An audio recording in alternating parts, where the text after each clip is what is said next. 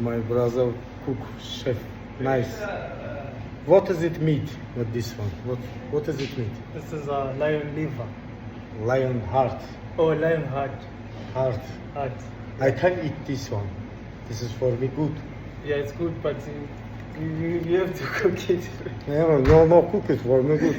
Adrenalinde olan bir ürəyidir. Vəhşin ürəyidir. Çox dadlıdır. For really for me. Thank you very much. Thank you. Shop, shop. Səhər yeməyinə. What is it, my brother? This is a lion heart. Lion heart. Lion heart, yes.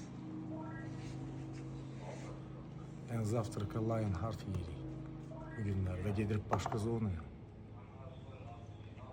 Və başqa daha maraqlı ov nümayiş elətdirməyə.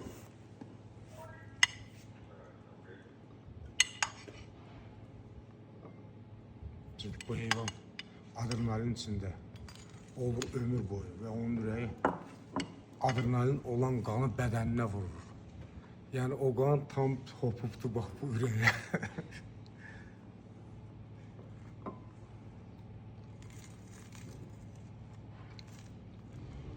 Sərtdir, yəni bu birinci dəfə deyil. Sərtdir, amma çox dadlıdır. Adrenalin dadıdır. Adrenalin dadını bilənlər bilir.